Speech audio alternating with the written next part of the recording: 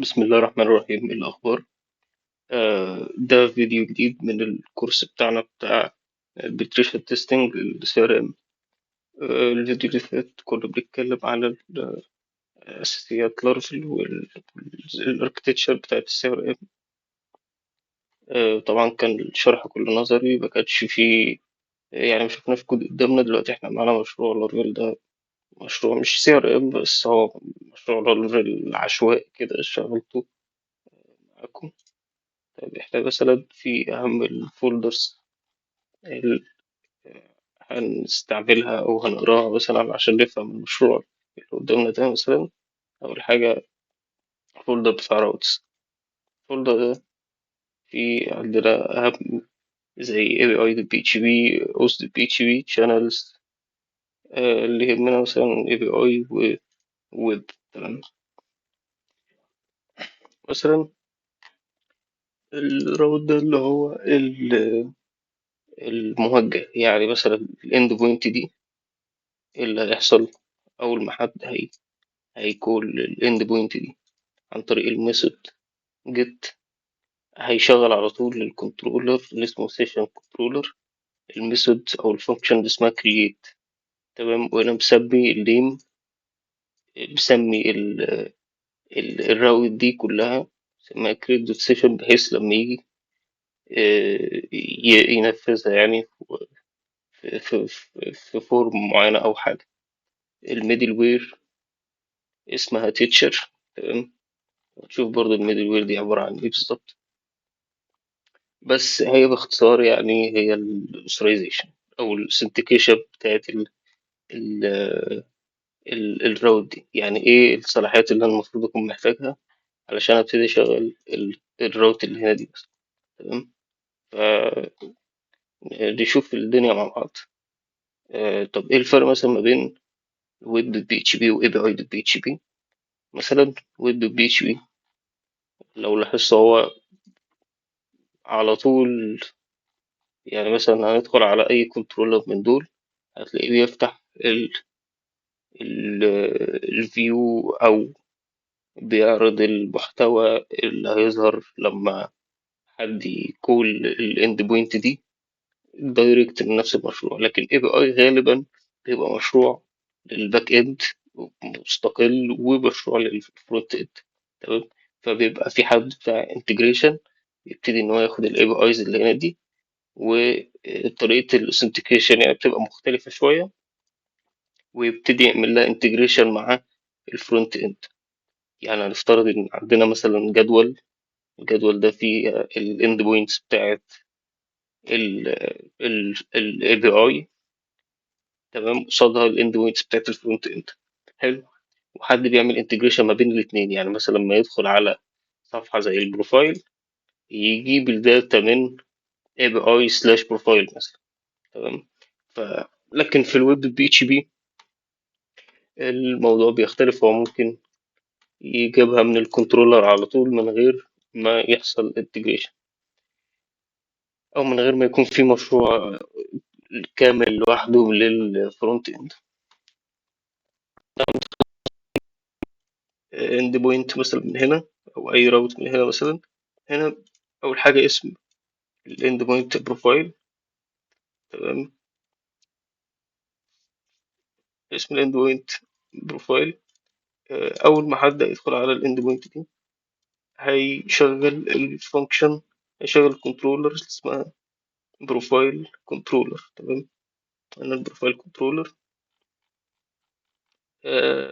مثلا هنا في ميثود اسمها شو، في ميثود اسمها جيست، ميثود اسمها edit. دي كل الميثودز اللي موجودة في الكنترولر بتاع بروفايل كنترولر. تمام. فلو انا دلوقتي دخلت على سلاش بروفايل هيدخل على هيشغل الكنترولر بتاع الفايل وهيشغل الميثود اللي اسمها شو. حلو. فده بمنتهى البساطة الراوتس في لارفل او آه، في الفريم ورك بتبقى شغالة ازاي، يعني بيبقى بنفس القصة دي. طيب الميدل وير مثلا احنا نشوف مع بعض الميدل وير. آه، مثلا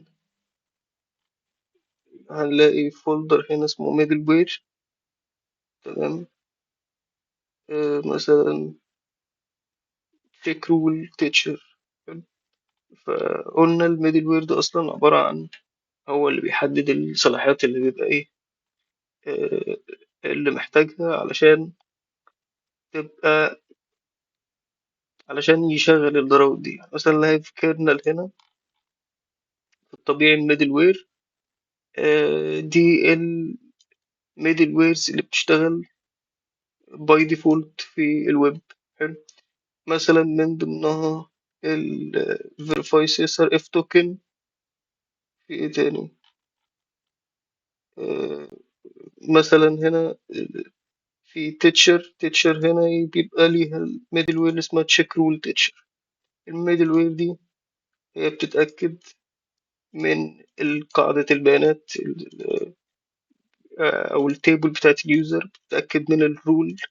شوف لو هي تيتشر فيعدي ريكوست، لو مش تيتشر ما تعديش الريكوست. فده الميدل وير بتاعت الايه، الرول بمنتهى البساطة بتاعت التيتشر. يعني ان هو بيتشيك على الداتابيز ويشوف الرول، لو هي تيتشر يعدي لك الريكوست، مش تيتشر خلاص. فدي الميدل وير. فمثلا احنا لو عندنا دلوقتي آه، بنتست مثلا بروكن اكسس كنترول. عندنا مثلا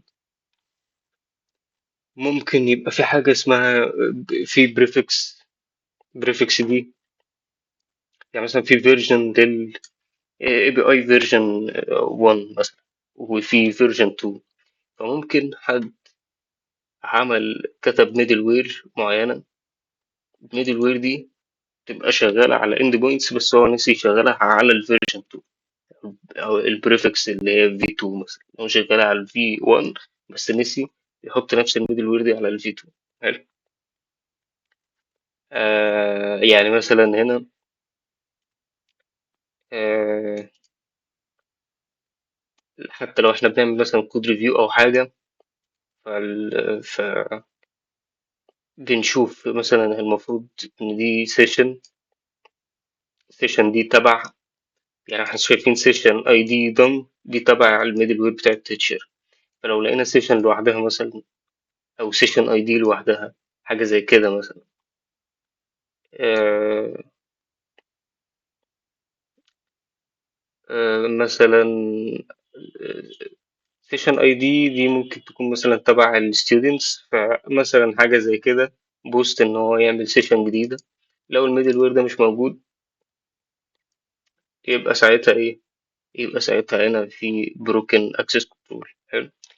آه، ده الميدل وير يعني بمنتهى البساطة. طبعا ممكن نراجع على شكل المودلز ونشوف شكلها عامل ازاي يعني. موديل كانت فين؟ اه هي هنا. مثلا احنا عندنا اليوزر هنا. طبعا الموديل هو مثلا بيتأكد ان القيم دي كلها او الفاريبلز دي كلها موجودة او بتتبعت مع الريكوست، يعني بحيث لو مثلا مفيش يوزر نيم، لا هو لازم يبقى فيه يوزر نيم علشان يبتدي ان هو مثلا يكريت اكونت. فدي نقطة.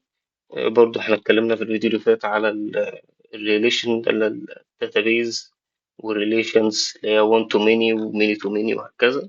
مثلا هنا بيقول لك ان اليوزر ده has many session. حلو.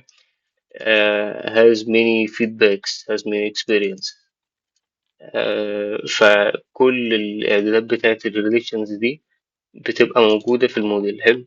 في حاجة تانية برضو اللي هي الميجريشنز. أنا مثلا حبيت آه، إحنا في نفس الفولدر بتاع المشروع مثلا عندنا داتابيز كان اسمها توتال فايندر دوت سيكوال. ممكن أنا أرفعها على الداتابيز على طول، وممكن لو مثلا هبعت المشروع ده للكلاينت أو آه، لأي حد يعني هيشغل المشروع عنده، مش لازم أبعت له فولدر كامل علشان ويبتدي إن هو يدخل على الداتابيز ويرفع الحاجة وكل الكلام ده علشان مثلا يبقى التيبلز دي جاهزة.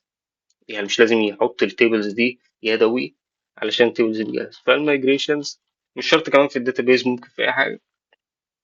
المايجريشن دي بمجرد إن هو ما يكتب كود PHP artisan migrate، بيبتدي إن هو إيه، مثلا يكريت تيبل، حتى لو يكريت تيبل مثلا اسمها يوزرز، ويضيف الكولومز دي كلها، يكريت تيبل اسمها اكسبيرينس، او حتى لو موجوده يبتدي يضيف عليها كمان، آه، وهكذا يعني.